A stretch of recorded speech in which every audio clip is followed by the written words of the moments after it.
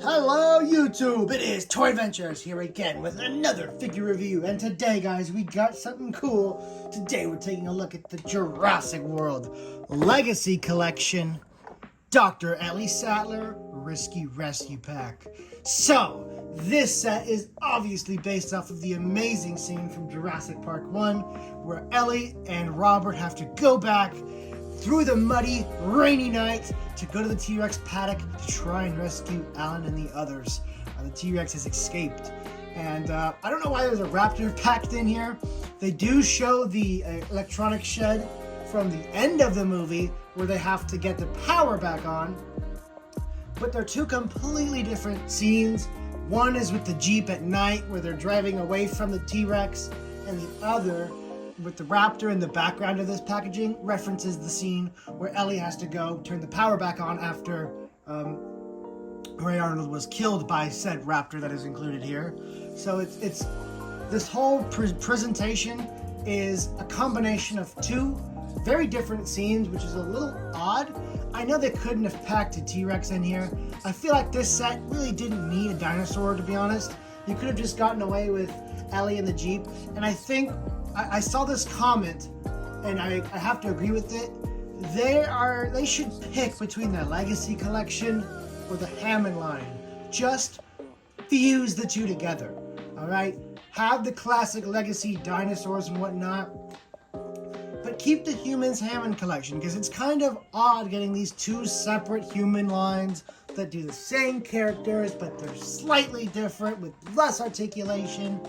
It just feels like these regular figures are kind of a waste, because we're all just waiting for the Hammond Collection versions to come out because they're just objectively better. I really feel like for the Legacy Collection they should mash it up with the Hammond Collection and just offer Hammond Collection stuff, because these regular dinosaurs, there's really it's just frustrating. But they know that us Jurassic Park fans will pretty much buy anything that's thrown at us, especially when it's tailored to the classic movies like this is. So, little rant aside, yes, it is a regular Ellie in there, not a Hammond Collection, so it's going to be a little less good. And it's not like you can switch out the jacket, because the arms are indicative of the classic line without the wrist articulation whatsoever and the lesser arm articulation. So it is tough, but it is cool nonetheless that we are getting the vehicle.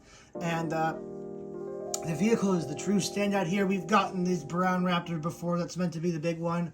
We've gotten Ellie before, but now the raincoat is new, yes, but it's mainly about this new Jeep at the top with these two little boxes on the side, the mud detail. This is still a great set. So, taking a look at the box here, this is a little interesting for Hammond Collection, or Legacy Collection, because usually what we're used to with the Legacy Collection is, you know, each box is very unique, and while this does have very unique box art, that little T-Rex on the side, that slash, that's more of Dino Trackers in my opinion, that gold look.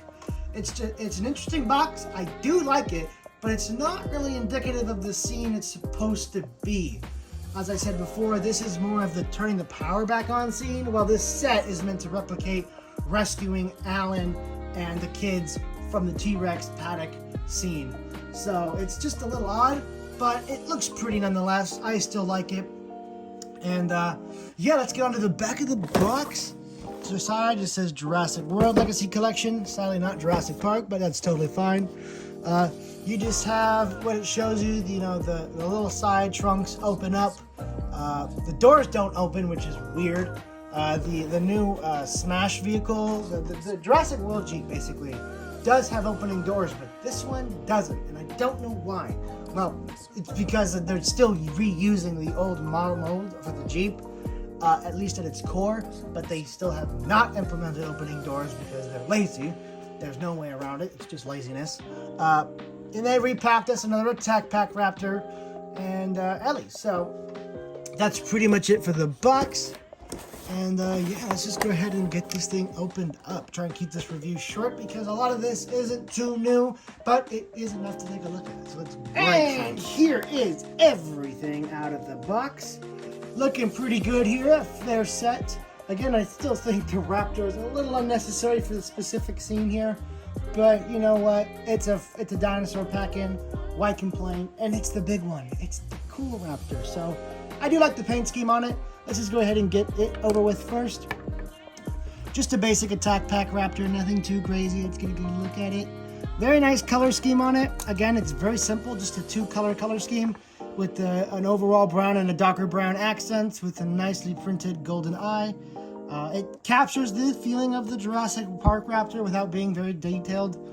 And yeah, solid little encounter. You already know how this thing works. You all probably own some variation of this mold, so no real reason to talk too deep in about it. Let's go ahead and take a look at its little scan feature though, because that's something, right? I still hate that. I still can't wait until we're out of that phase of this toy line. Hopefully it's soon. And let's take a look at Ellie, because Ellie is pretty interesting. Let's take a look at Ellie compared to her other versions. So first we're going to take a look at her. So here are the two Ellies together. As you can see, the new one has a much deeper blue in the tank top and a lighter pink. I think, not quite. I think the pink for this t-shirt, or for the shirt, is the same. Printing overall is the same.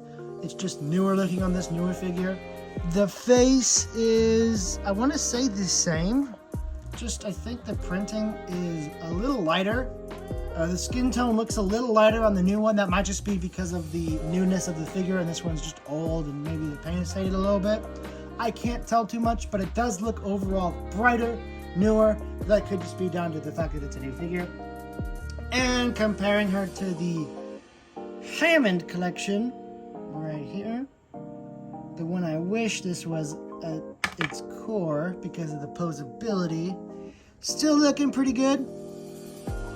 Although, of course, the separate shirt does kind of smoke this one in the looks department. But I still think this is a fair new Ellie. Now, of course, there's no real point in going over the articulation. It is the same as every other adult Jurassic World character. I say that because the kids don't have arm articulation for some reason. But the standard articulation for the adult action figures, there's no wrist articulation whatsoever, sadly. But if you just need a poser in her Jeep, he does that just fine. Well, I don't think she was the one driving. I think it was Roland. There I go again. I'm always calling Robert Muldoon Roland Tembo. I don't know why. They're just similar characters, so I always confuse them.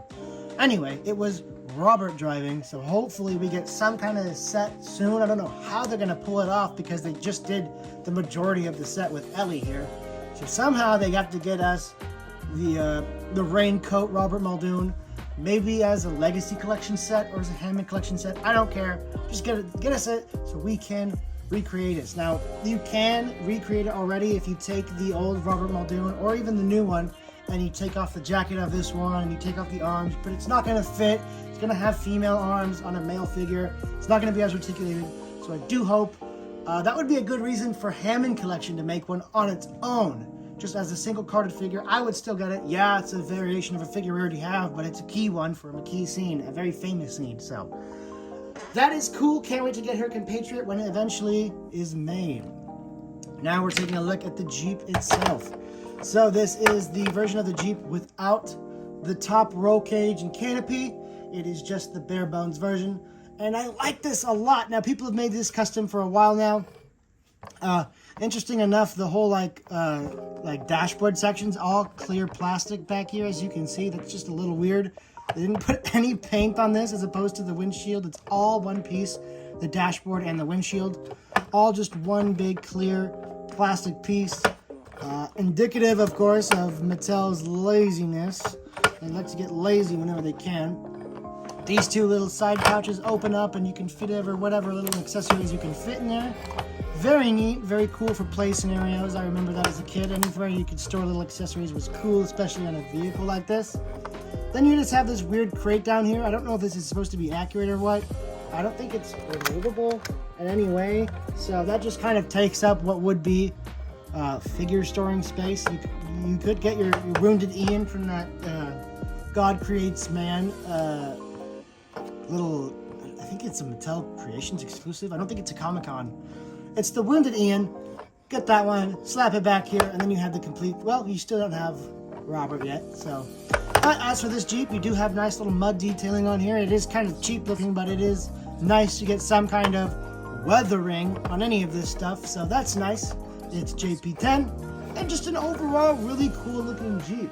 Indicative of the old, I keep saying indicative, I don't know why. It's just a weird word in my vocabulary right now. But it is very reminiscent of the classic Bush Devil Tracker from Kenner. That's what I like about this a lot. It just kind of reminds me of that. Just the Jeep with the windscreen. So definitely like this. Rolls perfectly fine. Tires are plastic on this one. I believe on the original release they were rubber, but I don't know for sure. Let me go check. No, they are not. So never mind. They are plastic. So perfectly fine on the tires here. Got a nice spare back here. Although it is a different mold from the regular wheel, so you can't actually use it as a spare if one of these were to break. So overall, I think this set warrants a good... I'm gonna go with another 7 out of 10. It's great. I definitely recommend it, but it's not perfect. I feel like if you took the Raptor out and replaced it with another Robert Muldoon figure, that would really sell this set. The box art, that could be changed, but I'm not gonna include that into how the actual toy set as it is goes. The Raptor just kind of feels like a pointless inclusion that's not appropriate to this scene. I just feel like its space could have been allocated better for a raincoat wearing Robert Muldoon. That would have made the set feel complete. And you don't need a dinosaur in all these sets. I mean, you just need the set to be accurate. But I guess if they want to sell this to kids, kids are going to want some kind of dinosaur, right? But I still feel like it would have sold on its own for just those true Jurassic Park fans that want an accurate set that comes with everything they need from the scene. And that would have been Ellie, flashlights, and Robert. So 7 out of 10 I think is fair. It's a great set, just with some missed opportunities. But I still recommend it very much for you to get it. Yeah, that's really all I had to say.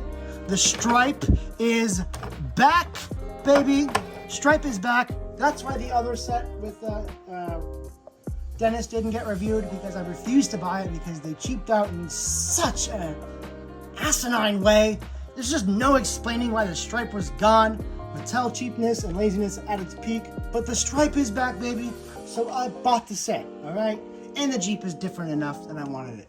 That Jeep was different too, but no Stripe, no buy. It's as simple as that. I want my vehicles to look how they should. You skip out on paint so much, you can't go that far.